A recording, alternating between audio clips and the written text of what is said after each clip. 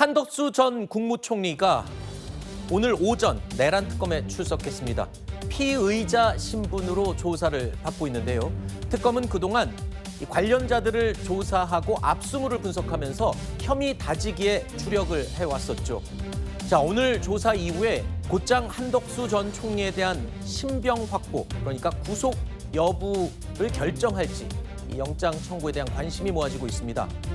자, 123 비상계엄 사태의 가담 또는 방조한 의혹을 받고 있는 한덕수 전 총리입니다.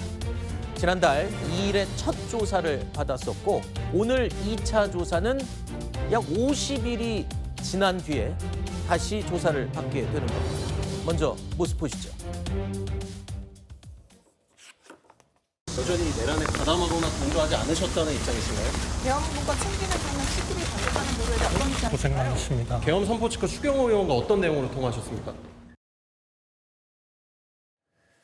자, 특징이 이겁니다. 조금 전에 제가 그랬죠. 1차 조사 후 2차 조사까지 50여일이 지난 다음에 두 번째 조사를 이어가고 있습니다. 보통 특검이나 검찰에서 피의자든 참고인이든 조사할 필요가 있다면 연달아 좀 조사를 하잖아요. 맞습니다. 왜 1차 조사와 2차 조사 간격이 이렇게 55일이나 떨어져 있는 거죠?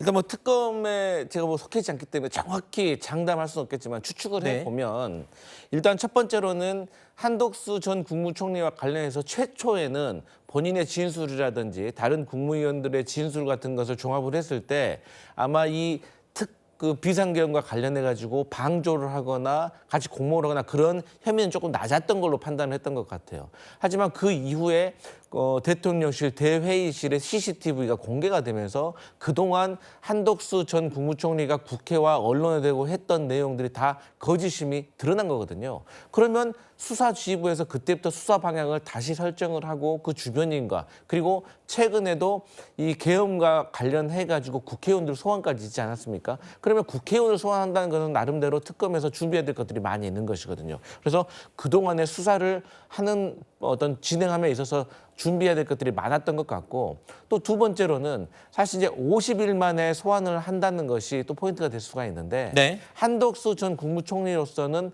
나름대로 마음을 놓고 있을 수도 있는 거예요. 그러니까 마음을 놓는다는 게 무슨 말이에요? 처음에 우리가 가서 수사를 받잖아요. 네. 그럼 본인 나름대로 준비를 많이 했을 거예요. 네. 변호인과 많이 상의를 하고 아하. 그리고 나서 수사를 받고 나오면 잘 받았다. 네. 방어 잘했다. 또 안 부르니까 라고 뭔가 심리적으로 맞습니다. 안심을 했을 것이다. 그러면은 50일이나 지나버리면 처음에 한 2, 30일은 궁금한데 또 그 정도가 지나면 사람이란 게 또 경계심이 흐트러지는 거거든요. 네. 그동안 또 특검은 나름대로 많은 주변 증거를 수집했을 수도 있고 그때 갑자기 불러가지고 또 물어보면 또 어떤 결과가 나올 수 있기 때문에 네. 이러한 어떤 두 가지 투트랙 전략을 가지고 한덕수 전 국무총리를 50일 만에 소환한 것이 아닌가 네. 이렇게 추측을 해봅니다. 우리 강 대변인 개인적인 생각을 전제로 말씀하신 거고 거꾸로 뒤집어 보면 특검팀이 명확한 혐의를 아직 찾지 못해서 그 자료를 또 수집하느라고 시간이 오래 걸린 걸 수도 있는 거죠. 이거는 가능성은 얼마든지 여러 가지가 열려 있으니까요. 자, 특검은 한덕수 전 총리를 계엄 선포 절차 전후에 의사결정 등에 관여했는지, 자, 그래서 내란 사태의 핵심 공범인지 그 여부에 대해서 집중하고 있습니다. 지금 특검은 핵심 공범으로 의심을 하고 있죠. 특검팀은 한덕수 전 총리가 직접 문건을 살피는 모습이 담긴 대통령실의 CCTV 영상을 확보한 것으로 알려지고 있죠. 그리고 계엄 당일 추경호 전 국민의힘 원내대표와 전화 통화를 한 기록까지 있습니다. 자, 이러한 의심스러운 정황들을 모두 확보한 것으로 지금 알려지고 있는 상황입니다. 한덕수 전 총리가 혐의를 부인하는 것으로 일관한다면 지금 구속영장 청구는 당연히 수순일 것 같아요. 혐의 부인 여부와 상관없이 구속영장 청구로 가지 않을까 싶기도 하고요. 그렇죠. 사실 특검이라고 하는 것이 구속영장이 발부되는 것도 일종의 실적이기 때문에 네. 구속영장 청구를 안 할 이유는 없다라고 생각을 합니다. 그렇지만 제가 봤을 때는 구속영장이 기각될 가능성도 상당하다라고 보여지거든요. 왜 그러냐 하면 특검 자체도 50일 만에 조사를 시작했다라고 하는 것 자체가 혐의점을 발견하기 모호한 측면이 있다라고 생각을 했다고 저는 보고요. 또한 헌법재판소에서 약간 성격은 다르지만 이미 조금 예고편 같은 느낌으로 한번 보여준 바가 있습니다. 국무회의 어떤 절차를 진행함에 있어서 국무총리가 핵심적인 역할을 하기 때문에 국무회의의 절차적 하자성에 대해서 책임이 있다라고 이제 민주당 측에서 주장을 했지만 헌법재판소 입장은 국무회의 절차라고 하는 것이 국무회 의장인 대통령의 의사에 반하게 이루어질 수가 없고 구속되지가 않기 때문에 쉽게 말해서 국무총리에게 책임을 묻기가 어렵다라고 설시를 했거든요. 그런 측면들을 봤을 때 국무회의 절차적 하자를 문제 삼기는 어려워 보이고 다만 이게 사후적으로 이 계엄 선포문 작성에 동조를 했다라고 하는 혐의를 지금 적용을 하고 있는 겁니다. 그런데 이런 측면들이 계엄을 사전에 함께 모의하고 추진하고자 하는 적극적인 의사와 당사자성이 있는지까지 나아가기는 굉장히 어렵다라고 저는 생각을 하고요. 네. 또한 한덕수 전 총리가 수사에 성실하게 임하고 있는 것으로 보이기 때문에 이것이 구속까지 갈 정도의 사안은 아니다 이렇게 생각을 합니다. 네.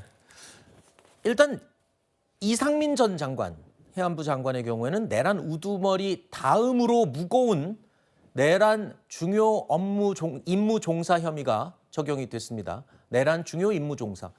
자, 이 혐의가 적용됐는데 이렇게 되면 수순이면은 한덕수 전 총리도 지금 이상민 전 장관이랑 크게 다르지 않은 상황 아닌가요?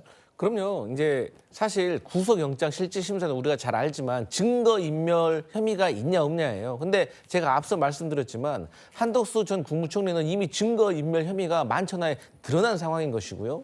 그다음에 언론 보도에 따르면은 추경호 전 원내대표와 한덕수 전 국무총리와의 통화가 7분간 있었어요. 언제? 계엄 당일날. 상당히 중요한 시간인 거예요. 시간을 보면은 23시 3분에 추경호 전 원내대표가 국회로 모이세요라고 국민의힘 현역 의원들에게 말을 합니다. 그런데 6분 후에 당사로 모이세요라고 다시 변경을 해요. 그리고 나서 누구랑 통화냐? 3분 후에 한덕수 전 국무총리와 7분간 통화를 합니다. 그런데 더 의심스러운 거는 한덕수 전 국무총리와 추경호 전 원내대표가 통화를 한 다음에 곧바로 추경호 전 원내대표가 누구랑 통화를 하냐면 윤석열 전 대통령과 통화를 합니다. 이때가 23시 22분이에요. 그리고 나서 또 누구랑 추경호 전 원내대표가 통화를 하냐? 나경원 의원하고 한 4분 후에 통화합니다. 그리고 나서 다시 국회로 모이세요, 당사로 모이세요. 이렇게 혼란을 줬다는 거예요. 그런다고 하면 그 긴박한 상황에서 7분이라는 긴 시간 동안 추경호 전 원내대표와 한덕수 전 국무총리가 무슨 대화를 나누느냐. 만약에 이게 윤석열 전 대통령의 지시사항을 전달을 하고 거기서 상황이 협조할 의사가 있었다고 해서 윤석열 전 대통령이 마무리로 또 추경호 전 원내대표한테 전화를 했을 수도 있는 거거든요. 네. 그래서 이런 전체적인 혐의를 봤을 때 네. 그 한덕수 전 국무총리도 사실 중형을 피하기는 어려워 보이는 혐의다. 이렇게 보여집니다. 알겠습니다. 일단 김건희 특검이 워낙 속도를 내고 많은 내용들을 매일매일 쏟아냈었기 때문에 내란 특검이 좀 잠잠한가 했는데 내란 특검이 다시 한번 속도를 내고 있는 모습입니다. 자, 한덕수 전 총리에 대한 신병 확보 여부가 어떻게 진행될지 관심 계속 쏠리고 있습니다.